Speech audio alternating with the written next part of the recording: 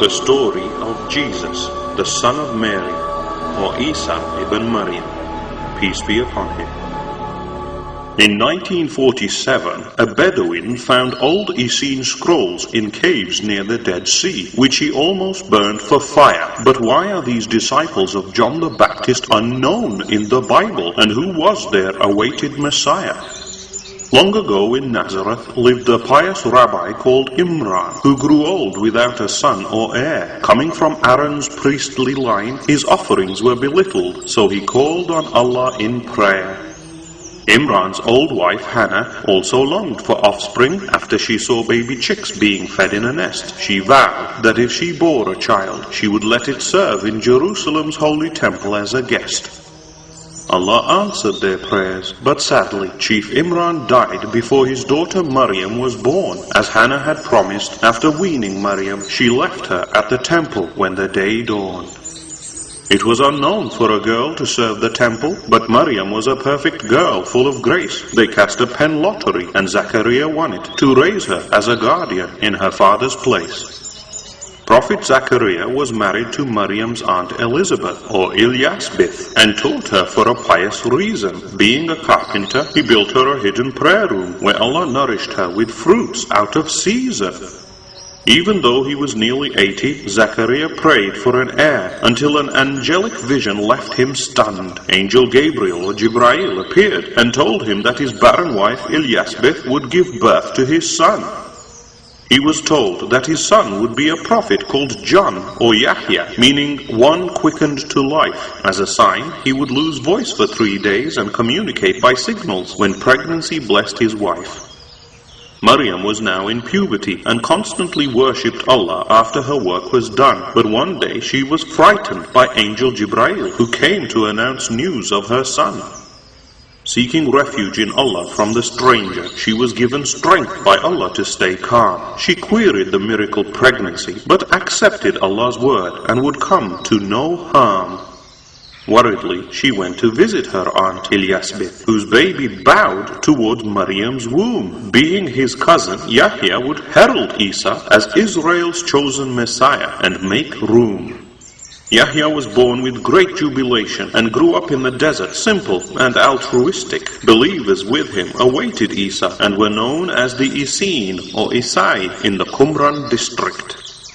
On the outskirts of Bethlehem, Maryam sat against a withered tree with labor-pain sobs. All alone, she gave birth to Isa, a child untouched by Satan but dreaded facing the mobs.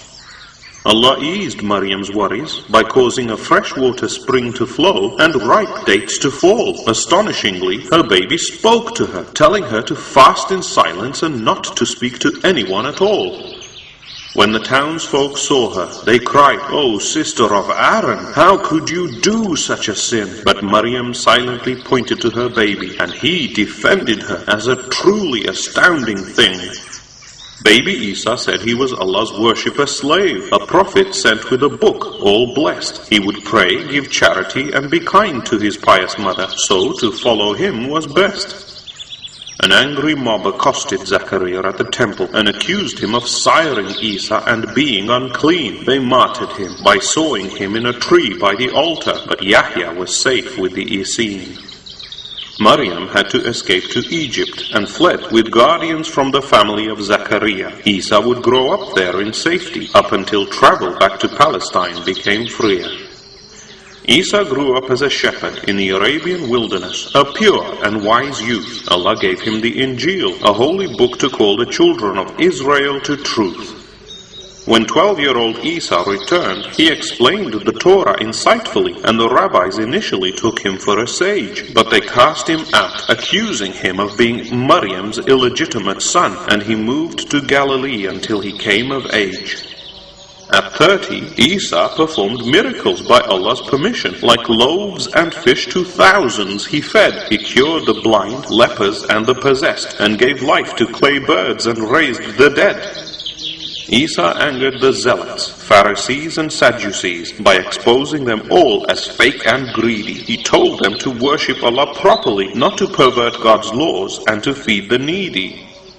For feeding the poor and curing the sick on the Sabbath, Isa was accused of breaking Mosaic law. The rabbis said he used magic, and for power plotted to kill him, making the Romans angry with uproar.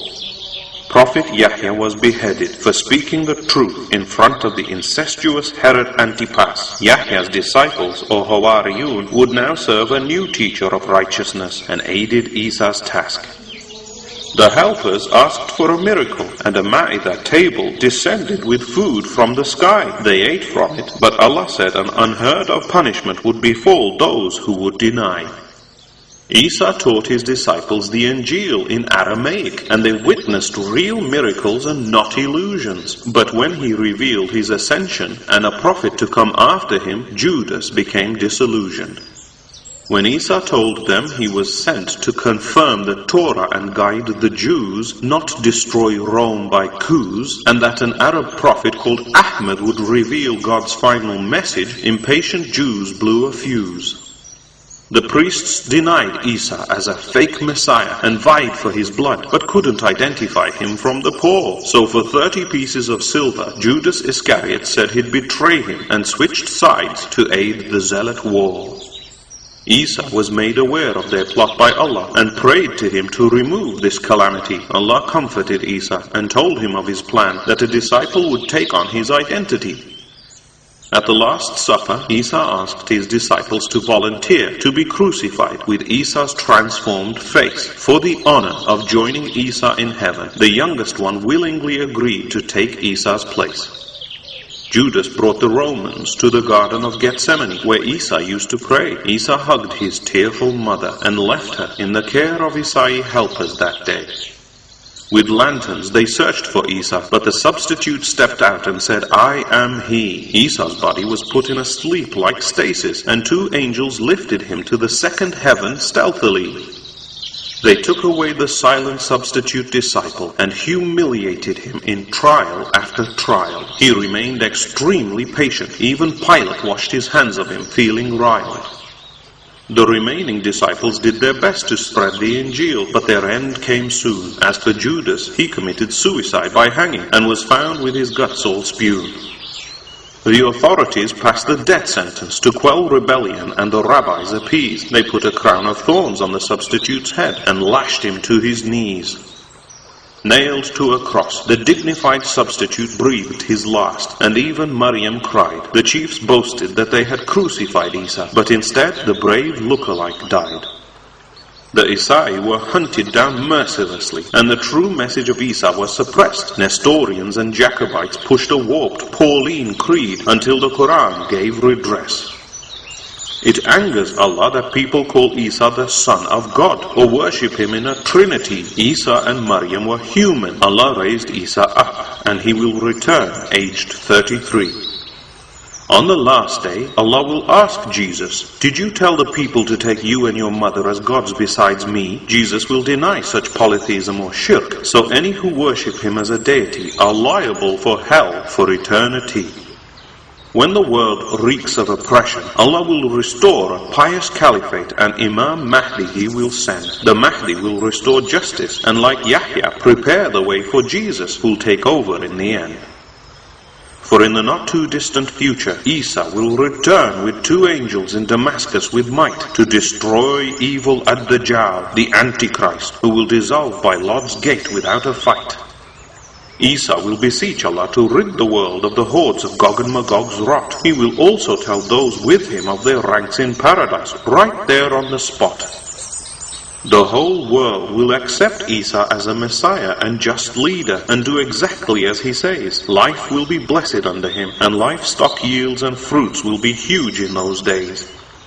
He will abolish jizya tax, destroy all pigs and crosses and the polytheism or shirk that they carried. He will rule for 40 years with the Quran and Sunnah, perform pilgrimage to Mecca and get married. Fascinatingly, Christians have paid for Umayyad Mosque's white minaret, where Isa will descend, and he'll be buried next to Prophet Muhammad's, peace be upon him, grave in Medina when he dies and meets his end.